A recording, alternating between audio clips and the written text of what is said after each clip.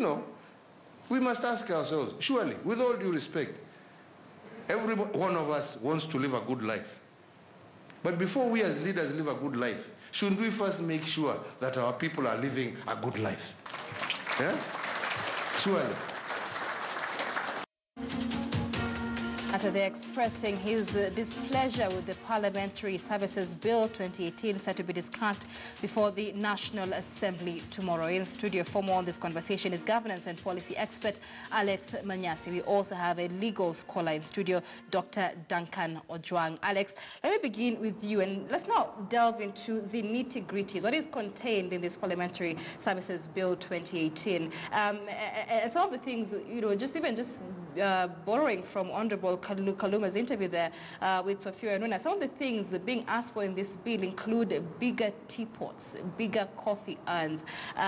They want bidets in their toilets. They want 5-star chefs to modernize the kitchen. They want a bigger bar. But we'll get to that. Let's take a look at some of the issues they say they need in terms of facilitation, transport facilitation, house allowance, health insurance. The report recommends that members of parliament get an enhanced medical cover that would include their extended families. Keep in mind that the medical scheme that they already have provides for 10 million shillings inpatient cover per family, 300,000 shillings outpatient cover, 150,000 shillings for maternity, and 75,000 shillings for dental care. That is more than any Kenyan gets in the country.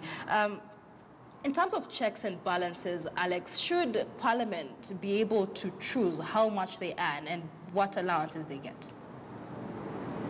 Yeah, thank you for that question. The unfortunate bit is that under the current constitution, the Parliamentary Service Commission has the responsibility under the constitution to take care of the welfare of members of parliament. When we talk about members of parliament, we're talking about the Senate plus MPs. So probably the most disappointing thing is that they're asking for things that are way beyond what any other Kenyan can ask for. For example, when you're talking about maternity cover that is more than 150,000 shillings, as far as I'm concerned, the highest, even if you go to Aga Khan or Nairobi Hospital, they will never give you a service that is more than that. So I don't know what they want to use it for, unless they want their families to go and get babies from the US. That's the only way. Otherwise, in terms of modesty, I do not think that it makes sense for members of parliament to ask for some of those things they're asking for. In terms of facilities, it makes sense for them to ask for basic facilities. Basic in the sense that the facilities already have above average. Most Kenyans do not access those things that they are currently having, and therefore asking for anything more is way above what they should be asking for. But having said that, I guess it's also important for us to appreciate the fact that it's the responsibility of Parliamentary Service Commission to actually make those recommendations and come up with what they think is rightfully needed by our members of parliament.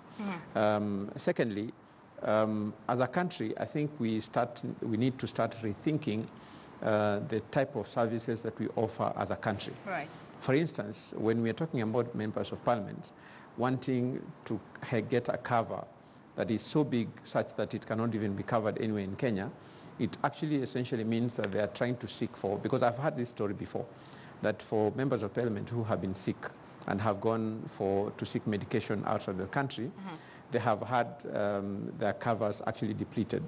And so it's becoming a concern as to whether the covers they have are sufficient. Well, and that begs a follow-up question. I mean, that's the same thing Sophia Nuna asked.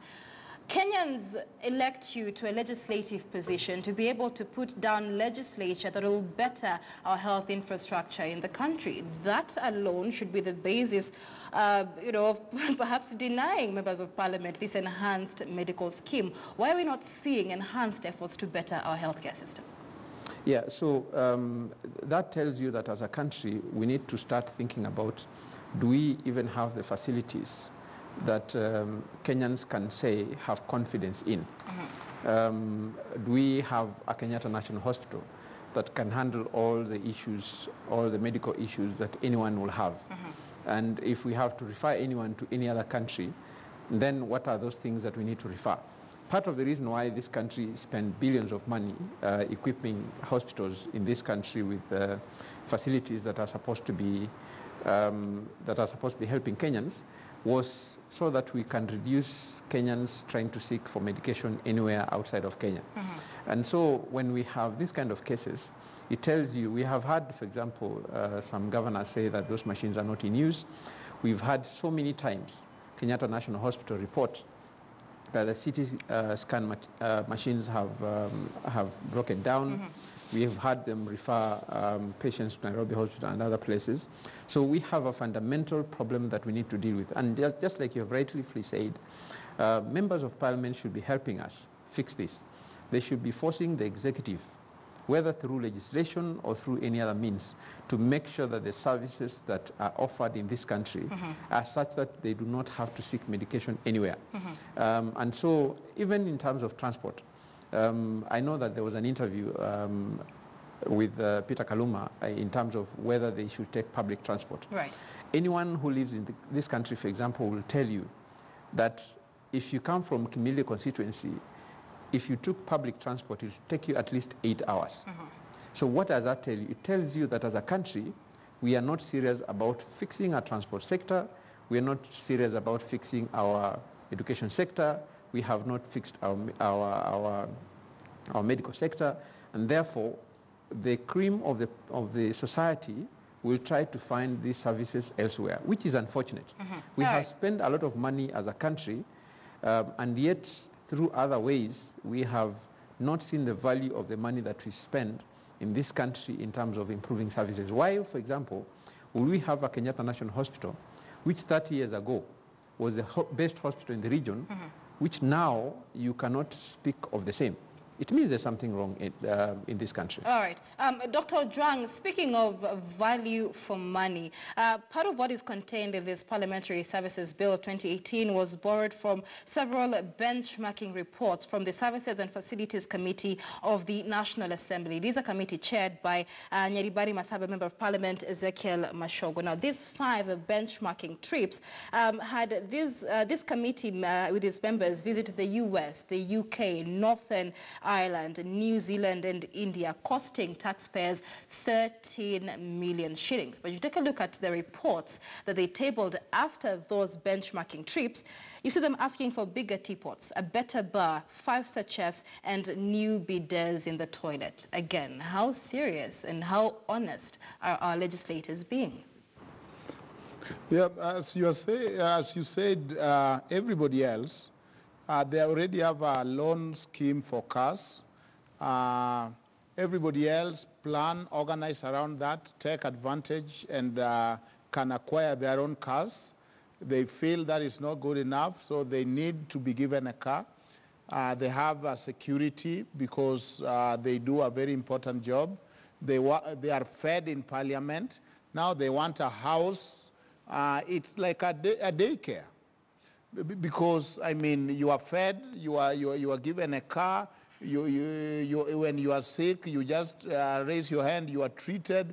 And yet we have unemployed youth, and we have a lot of people that they keep telling that come from graduation. There's no policy or a way to try and help them.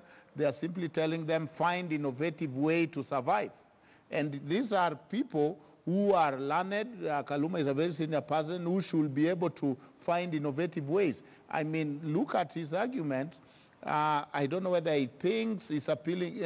He assumed that Kenyans should be sympathetic that Kaluma is only adding 600,000. And he can say that without even blinking and assume that that is the biggest testimony that they are suffering because they are earning a mere 600,000 beside allowances and the rest. So if people want to be fed, people want houses, people want, you know, if you go to other countries, people who live in projects are people who are not functional.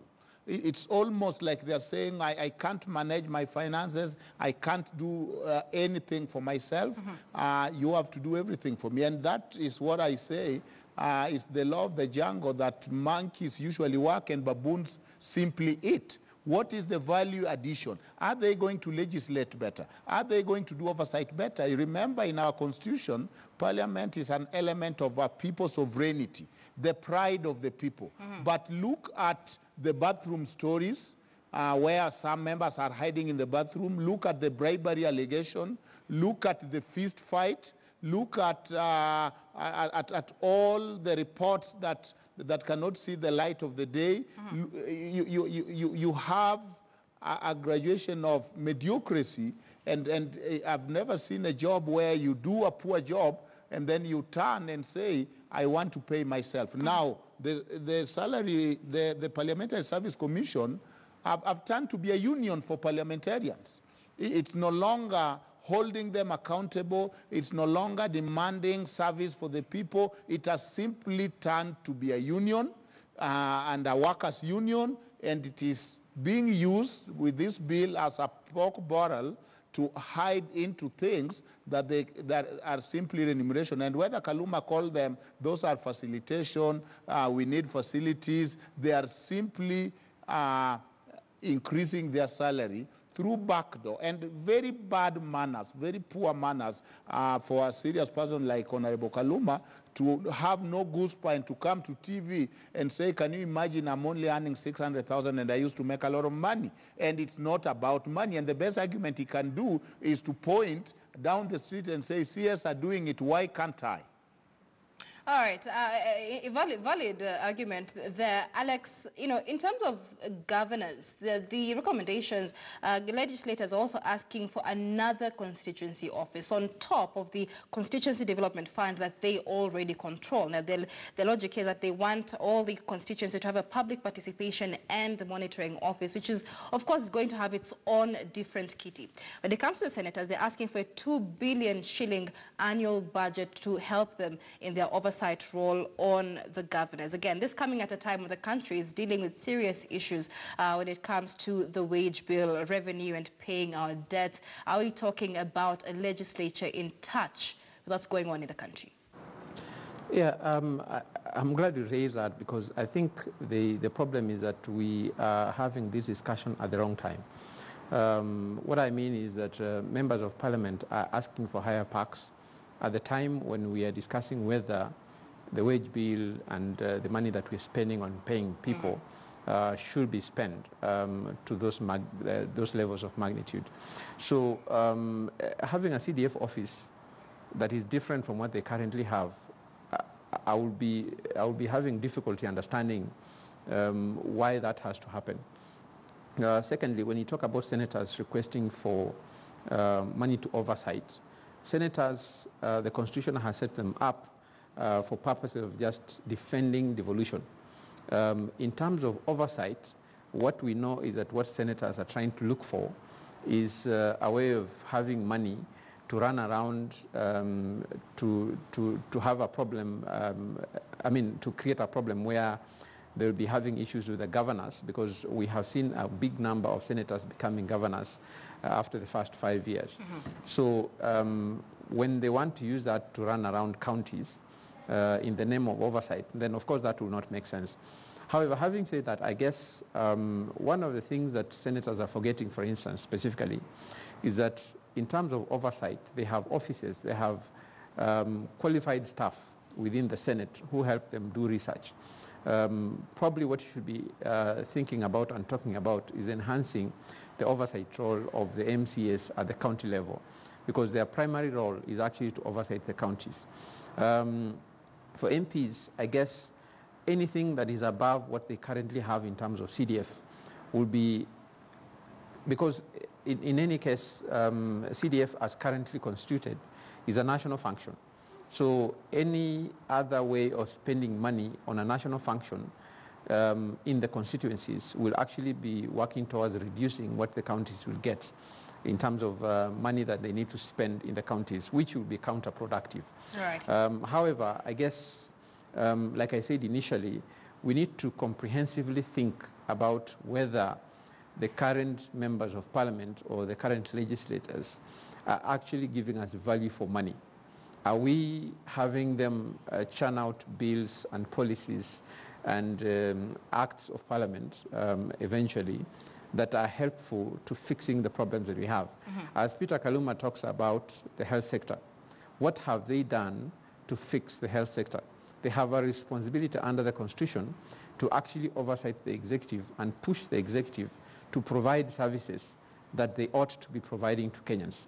And therefore, any way of making it look like I need to earn more because I need to oversight properly, you need to convince me how you have, first of all, spent your 1.5 years oversighting the executive, because we know that that's where the issue is.